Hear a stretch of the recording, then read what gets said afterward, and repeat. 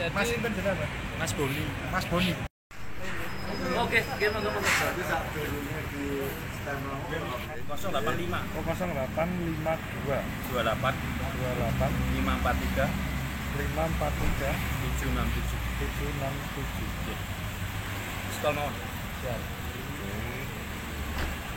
Sing 4 tahun. Iya Mas. Langsung gue. Nek Solo pasti Jogja mbak kena gitu. Jogja Harjo Mas. Harjo gitu. Harjo. Satu grup. Oh satu grup ya? Ini materinya. Dengan kedatangan ke PN Solo ini sendiri mungkin bisa diceritakan Dos Pundi. Ya, hari ini tanggal 19 Juli kita datang ke PN Surakarta dalam rangka kita mau mengajukan kasasi dalam kasus perkaranya Gus Nur. Kalau untuk ini sendiri hasil terakhir kemarin pripun Mas? Ya, jadi kemarin kan kita sempat mengajukan banding dan ternyata sudah keluar putusan dari Pengadilan Tinggi Semarang dan hasilnya adalah turun menjadi 4 tahun. Dan yang lebih mengembirakan adalah sebenarnya kalau dari sorotan kami pasal yang didakwakan pun untuk memutus ini berbeda. Jadi yang kemarin adalah pasal 14 ayat 1 dan 2 Undang-Undang tahun 1946. Ini berubah menjadi Undang-Undang ITE 27 ayat 2 yang mana kalau dulu itu menimbulkan 28 menimbulkan keonaran, tetapi sekarang berubah menjadi menyebarkan berita kebencian gitu. Jadi kalau dasarnya itu kami yakin dalam menyusun materi kasasi pun kami akan mempertegas bahwa Gus Nur ini tidak pernah menyebarkan kebencian, hanya mempertanyakan. Seperti itu. Kalau untuk ini sendiri banding 4 tahun, mungkin harapan untuk kasasi? Ya kalau harapan kami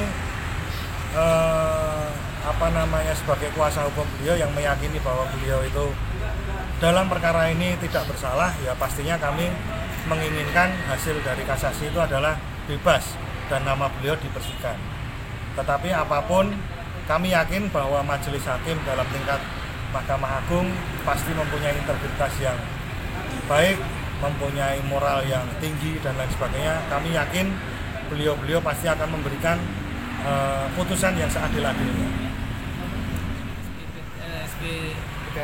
PTSP pelayanan terpadu satu pintu ini ya ini kasasi terhadap putusan banding dari Pengadilan Tinggi Semarang. Yang di Pengadilan Tinggi Semarang itu sebenarnya melihatnya dari judek faksi juga. Jadi melihat faktanya dalam faktanya itu seorang terpidana ini apa benar-benar bersalah enggak. Nah, yang menarik di sini ternyata Pengadilan Tinggi Semarang ini menganulir putusan dari Pengadilan Negeri Surakarta yang tadinya adalah Undang-Undang Nomor 1 Tahun 1946 Pasal 14 Ayat 1 dianulir menjadi Pasal ITE Pasal 28 Ayat 2 Undang-Undang Nomor 19 tahun 2016 dan pasal 45A, junto pasal 45A. Yang artinya ada perbedaan pandangan dari hakim di tingkat atasnya terhadap putusan tingkat bawahnya pengadilan negeri. Artinya kalau diputus di tingkat pengadilan negeri kan berarti menimbulkan keonaran karena menyebarkan kebohongan. Tapi di putusan tingkat atasnya ini adalah karena menyebarkan kebencian, mendistribusikan apa itu namanya elektronik apa ya Mas ya berita elektronik yang tanpa hak tanpa alas hak. Jadi pada poinnya itu yang menarik adalah disitulah ini kami akan mengajukan upaya hukum lagi yaitu kasasi terhadap putusan banding tersebut walaupun sudah turun dari 6 tahun ke 4 tahun ini tetap kita upayakan upaya hukum lagi.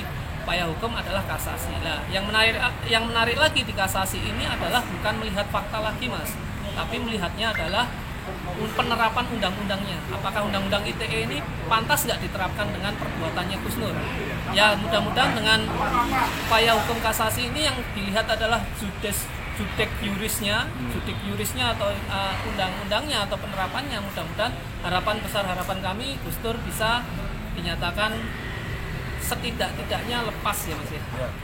Atau onslah, tapi ya mudah-mudahan bisa Vespa atau tidak terbukti dakwanya. Artinya kita tetap berharap semaksimal mungkin dan mohon putusan seadil-adilnya di tingkat Mahkamah Agung insyaallah.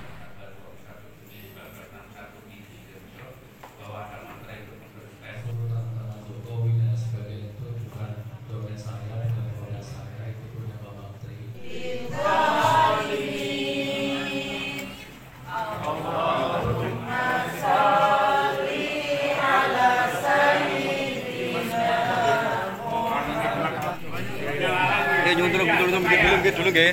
Turun nggih dulu. Yuk. Jalan. Alhamdulillah. Alhamdulillah. Enam tahun cukup tinggi gimana Pak? Tinggi dan tidak adil, tapi sudahlah, terjadi, nggak apa-apa. Allah yang menghendaki, nggak apa-apa. Apa rencana kasus? Nggih. Nggak apa-apa. Proses sudah berlaku, sudah berjalan, nggak apa-apa. Boten, Cak Roto ajak ke Mako nggih, keluarga nggih, istri sama anak.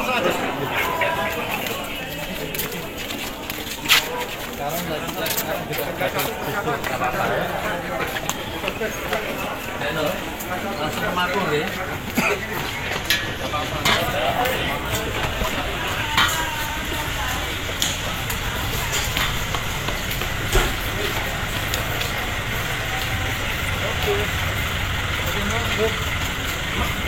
Jalan mas, gimana?